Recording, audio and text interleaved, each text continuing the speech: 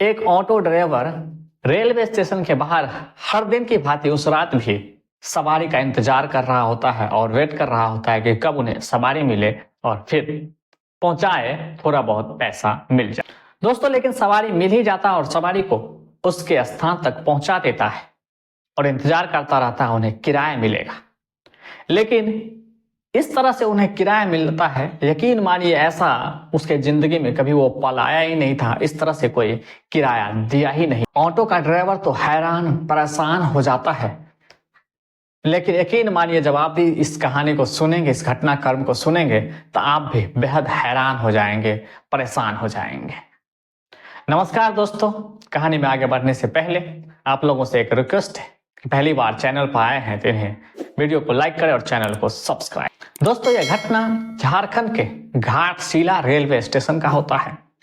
रात्रि के 11 से 12 बजे रामदीन हर दिन के भांति अपना ऑटो रेलवे स्टेशन के बाहर लगाता है और बारिश का मौसम होता है और इतनी जोर से बारिश हो रही होती है और इतनी अंधेरा होता है कि हाथ को हाथ दिखाई नहीं देता है। जब भी थोड़े थोड़े समय पर बिजली कड़कती है तो कुछ आसपास दिखाई देता है कि कुछ न कुछ है। लेकिन वो तो निराश हो चुका था कि आज शायद कोई पैसेंजर उन्हें मिलेगा और कुछ न कुछ कमाई होगा, ऐसी उम्मीद बिल्कुल नहीं थी। लेकिन इतना यकीन तो था कि कुछ घंटे बाद एक ट्रेन इधर से गुजरेगी, हो सकता है कुछ पैसेंजर यहाँ उतरे और उन्हें सवारी मिल जाए। तो लगभग इतनी बारिश में, इतनी ठंड थी बारिश की वजह से, फिर भी रामदीन उसी स्टेशन पर रुकता है और सवारी के लिए इधर उधर भटक ही रहा होता है। तो लगभग 1:30 बजे के आसपास एक ट्रेन वहां आती है। कई सारे पैसेंजर उसमें से उतरते हैं और स्टेशन से बाहर की रास्ता लेता है। उसमें से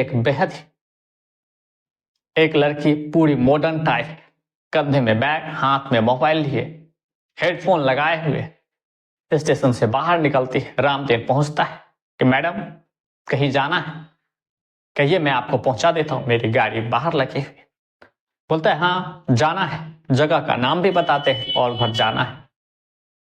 कहता है मैडम कम से कम आपको 500 रुपये लगेंगे, अगर कम में जाना है तो आपको सुबह तक इंतजार करना होगा, यानी सुबह तक वेट कीजिए और सुबह होने पर यही किराया सिर्फ 100 रुपया में, लेकिन अभी अगर जाएंगे तो 500 रुपया आपको लगेगा।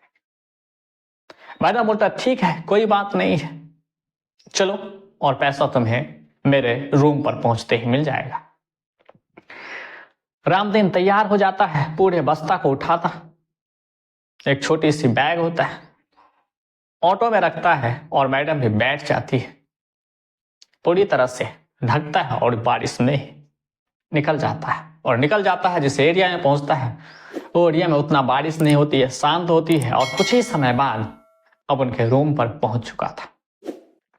दोस्तों, रूम पर पहुंचते ही मैडम बोलता है तुम यहाँ इंतजार करो, मैं कुछ ही समय में आती हूँ। अपना बैग, अपना थैला लेकर मैडम अपने रूम में दाखिल हो जाता है।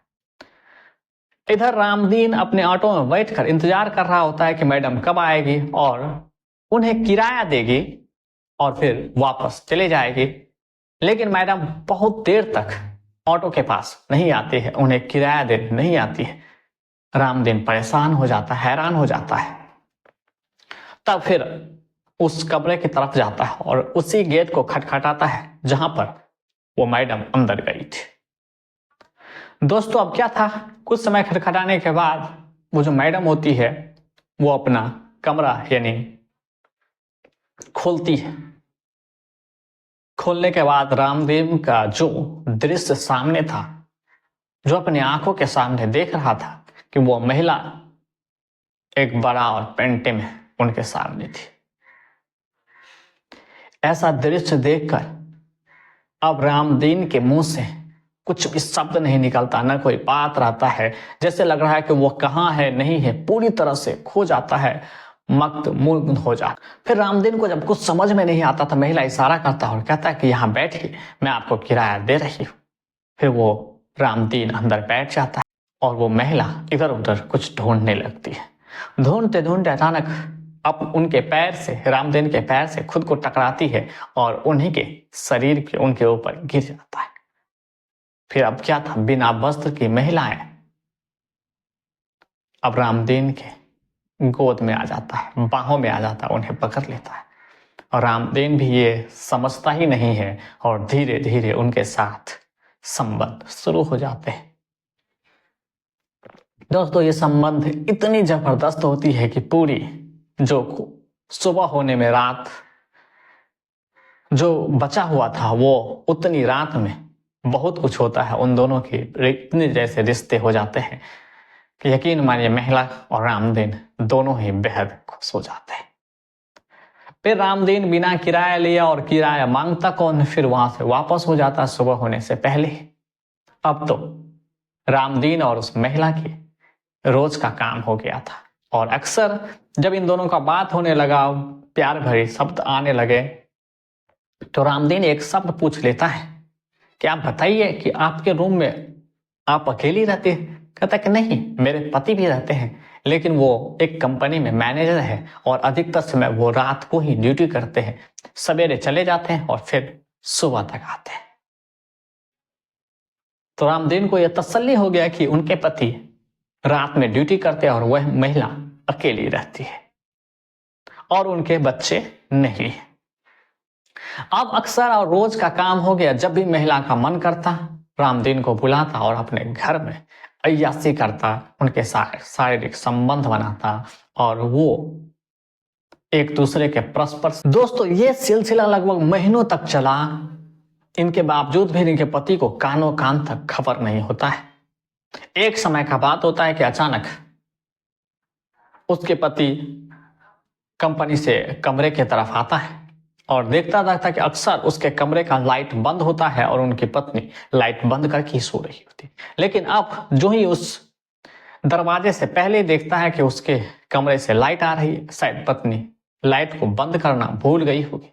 और कमरे के पास जाता है और देखता है और खिड़की से झांकता है तो देखता है उनकी पत्नी निर्वस्त्र है, शरीर पर एक भी वस्त्र नहीं और एक अनजान शख्स शारीरिक संबंध बना रहा। अब जो उस महिला का पति होता है, अब तो मानो उसके पैरों के नीचे से जमीन खिसक गई हो और दुनिया इधर से उधर हो गई।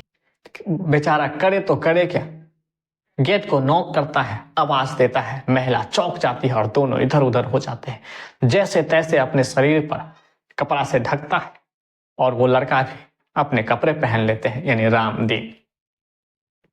फिर दोस्तों क्या था, बहुत गुस्से में जो आवाज न हो जाए और सारे लोग न जग जाए, इसी डर से वो जल्दी दरवाजा खोलता है और रामदीन को भरा बुला कहता है, गाली बकता है और मारने की कोशिश भी करता है। तब तक उनकी पत्नी उन्हें पकड़ लेता है और रामदीन को वहां से भगा देता है।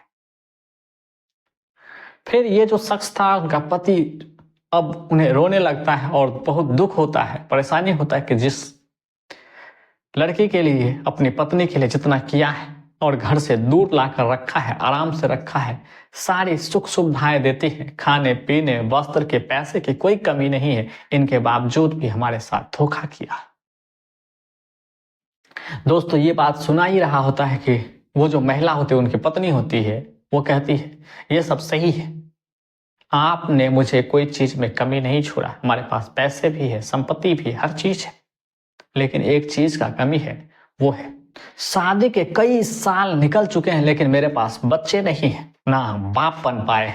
इस वजह से रिश्तेदार से, घर से, आस पड़ोस के लोग से बहुत सारे ताने आते हैं। ये सुन सुनकर मेरे दिल पर क्या गुजर रहा है, मैं कैसे घुट घुट के जी रहे हूँ, शायद ये आपको पता नहीं है। न तो आप ज्यादा समय दे पाते हैं, न हम लोगों का शारीरिक जो सेटिस्फेक्शन है, संतुष्टि है, न वो पूरा हो पाता है। इसलिए मुझे ऐसे कदम उठाना, इसमें मेरी कोई गलती नहीं। फिर अंत तक इस बातों को समझ जाता है कि अगर इससे भी ज्यादा वो उनके पति करेंगे तो शायद ये रिश्ता टूट जाएगा, बिखर जाएगा और सभी लोग में उनकी बदनामी होगी। इस डर से उनका पति भी कुछ नहीं बोलता। दोस्तों इसके बाद उनके पति को बहुत ज्यादा पछतावा होता है, दुख होता है और आने वाले जो समय था उसमें बहुत ज्यादा अपनी पत्नी को समय देता है। एक साथ शारीरिक संबंध घंटों तक बताने लगता है और फिर से एक नई जिंदगी की शुरुआत करती है। जो कमी रह गई है उन्हें पूरा करने की यथार्थ पूरी कोशिश करते हैं। इस तरह से उनका घर फिर से एक नयापन होने लगता है। और देखते ही देखते कुछ ही समय में अब जो उनकी पत्नी थी, जो बरसों बाद अब प्रेग्नेंट हो चुकी थी, और इसकी खुशी उनके पति को ही नहीं बल्कि मायके, ससुराल, आस पड़ोस और रिश्तेदारों में इस बात की जब खुशियां पहुंचती तो सभी लोग झूम जाते हैं और खुशी से खिलखिला उठते हैं। दोस्तों, इस कहानी को सुनाने का उद्देश्य किसी को दुखी या परेशान करना नहीं है, बल्कि जागरूक करना है। इस वीडियो के बारे में आप क्या सोचते हैं, हमें कमेंट करके जरूर बताएं। वीडियो पसंद आए तो लाइक करें और चैनल को सब्सक्राइब